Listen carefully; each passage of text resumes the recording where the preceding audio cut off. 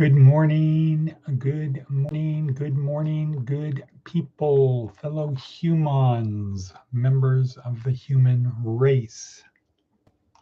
Right. Good morning. Today is Wednesday, October 29th, 2025. It's about 6 a.m. here in southwestern Nevada. My name is Edward Bevilacqua. This is Department of Career Services.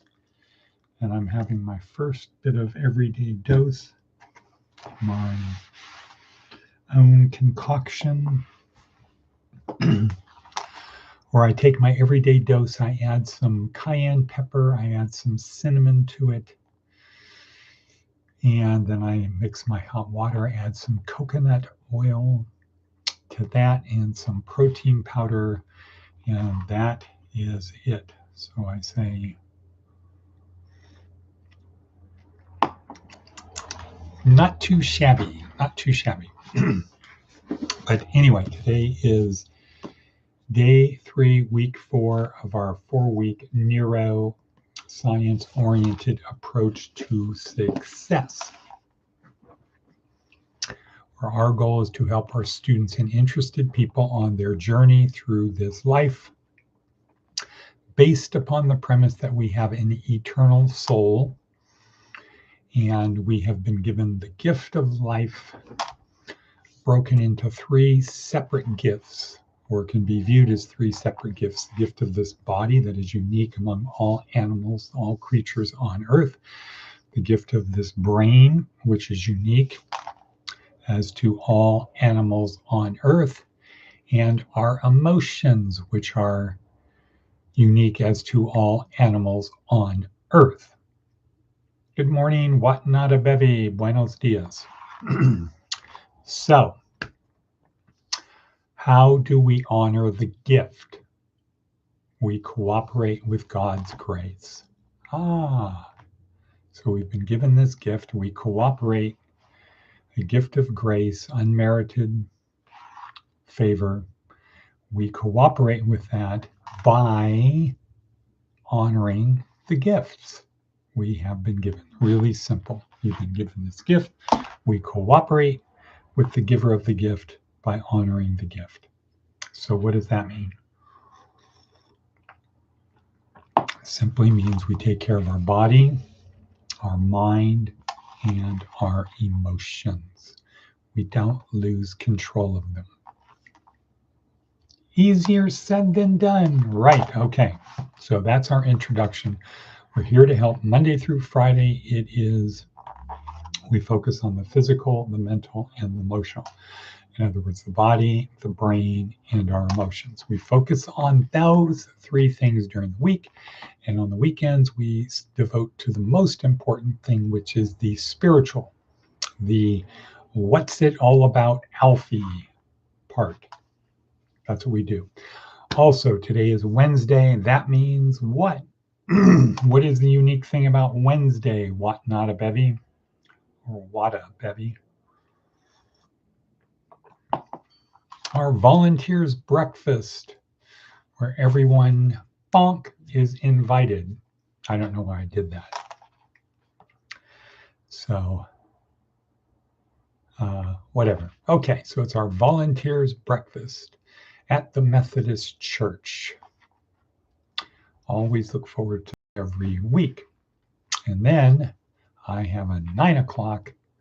I'm going to actually say, can we move it to 9:15 with the pastor? And then at 10:30 and a noon lunch, and it's going to be a busy day. Yes. Okay, so good morning, Diana Crowley. Where are you now? Where are you? What part of the world are you in, Diana? We got Watnada Bevi here. Diana's here. I don't see Maticus von Atticus, Untersergeant Ordinaire. I don't see that, but this is day 3 of week 4. So, crown number 2 is Diana. So where are you, Diana? Let us know where you're at. Okay. But here we are our meme. I'm in Portland. Sober living. Good for you. Good for you. So one thing about Diana, she bounces back. She's resilient, sort of like Sisyphus. If you know who that is, who knows who Sisyphus is? As you're answering that question, I will say our theme of today is, will you cognify? And then in the worksheet, I have a link to a video on what Cognify is. It is scary indeed.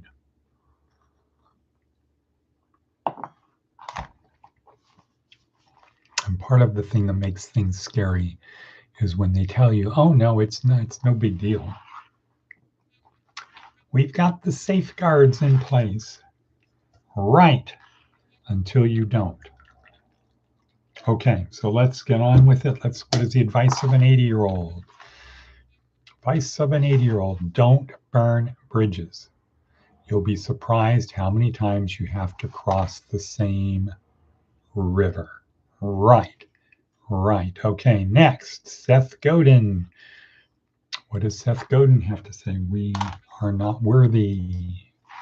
We are not worthy. Okay. Let's see. I'm going to college for my bachelor in psychology. Good for you.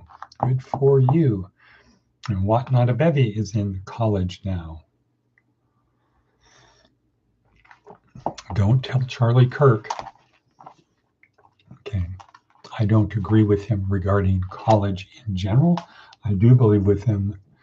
I believe in his belief that college is mostly a waste of time, but that's not because of the concept, because of the practice of college.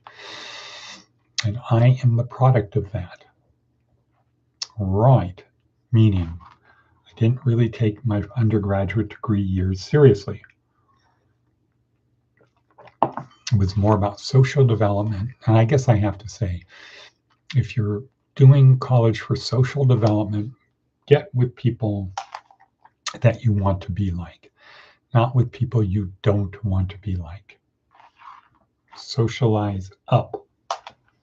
I give you credit daily. Aha. Well, thank you. I tried to earn it. I try to earn it every day out here. Okay, so, all right, Seth Godin. Beyond the checkbox mindset. So many bits of information are flying around. Emails to us, articles, posts, videos, updates, memos, meetings, books, ... to infinity. The most common and apparently efficient approach is to quickly look over the new information. If it confirms what you already know, check it off. If it contradicts what you believe, find a reason to ignore it. Ha! Boom, bullseye, nailed it. The alternative is to take new information and try it on for size. Have it change your mind. Imagine what happens if the information is actually true and useful. Not a checkbox confirmation, but actually a new way to see things. Can always switch back later. Aha. I have to have some way to make sure to save this, because that is the great way to start a sermon. Checkbox mentality. Where did that go? Burp, bop, beep. The checkbox mindset. Beyond that. Right. That is the bane of my, well, not the bane, a bane of my existence, is people have their beliefs about why Jesus came, but they're not what Jesus said. They're not what Jesus said. So, and And then you try to get to people onto that thing and they ignore it or look for ways to confirm what they believe. All righty then. Let's see, what else do we have before we talk about our themo-memo? Today, okay, so today here, day 3, week 4, we go to what? What is day 3 of week 4? I do outpatient from 9 to 3. Okay, so what do we do? What is day 3 of week 4? So week 4 is the adventure is afoot, and that's one word, not 2 words. It's not a foot. The adventure is not a foot, it's afoot. The adventure is afoot, as Sherlock Holmes might say, but he would say, I think he'd say, the game is afoot. So the thing is afoot. You have your boat that you have built for this journey. You're ready physically, mentally, and emotionally, and spiritually. You have the people who are going to help you on that journey. The journey has begun. So as part of this week, we start with we bracket it. So we have the one end is the crisis, leadership crisis. How do you keep moving forward on your adventure when everything is a crisis? And the other end is everything is perfect. How do you move forward when everything is perfect? How do you handle that? And then now for the rest of the week, we're starting from the inside and we're going each direction. Practical leadership. So crisis leadership, pure leadership, practical leadership. We're focused on that. And the person we've chosen to lead us through that journey, that little micro journey, sub journey, is Ignatius of Loyola. Unfortunately, much of the world doesn't know who this person is. Checkbox. Oh, he's one of those. Checkbox. But this is a guy born in 1491. So he was in his formative years as the world was changing. He was from a good family that had no money, got sent off to the court of Isabella and Ferdinand, where he became a courtier and a soldier because he was like the 13th child or something like that. And back then, with primogeniture, only the first son inherited everything. So when you're the 13th kid, what do? Typically become a soldier or maybe a priest. A priest is generally higher up. Soldier. And that's what he did. And he was good at it. And he was arrogant and he was vain, and the laws didn't really apply to him.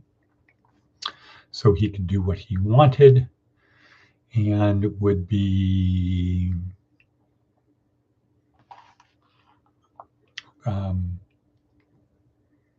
probably incarcerated, but he was incarcerated. So like many of us, this is somebody who spent time behind bars, but then his life changed with one little cannonball hitting his calf or hitting his shin, destroying his leg, destroying his future. And at the age of about 30, he had to start over from scratch. And during his recuperation, which started with memories of the past and anticipation of the future,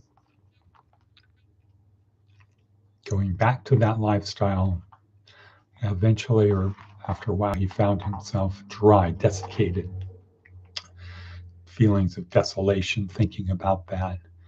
And the only other thing to occupy his time was reading about the saints, reading about Christ, and being pulled in that direction because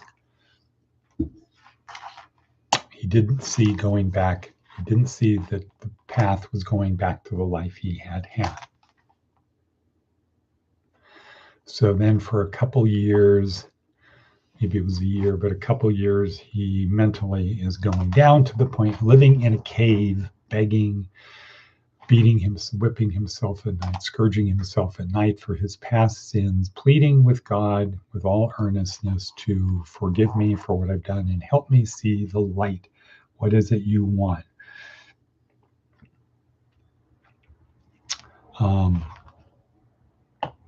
etc. Until one day he had a vision that changed everything and enabled him to crawl out of the hole he was in and start evangelizing, which got him in trouble again because the authorities at that time, the Inquisition, was who are you and why are you, under what authority are you saying these things? Luckily for him, he came from a good family and was a soldier hero, war hero.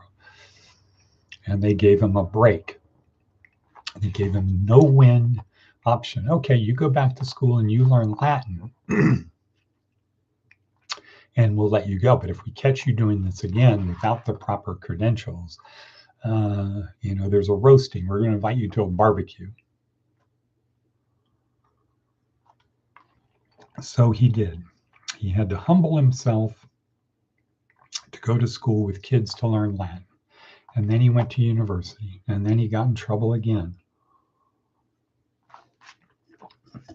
Salamanca, and I don't remember the other one. I think it starts with an A.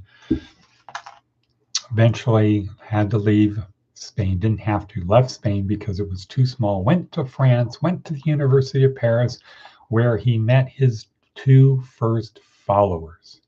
So at that point, he went from being a lone nut to a leader.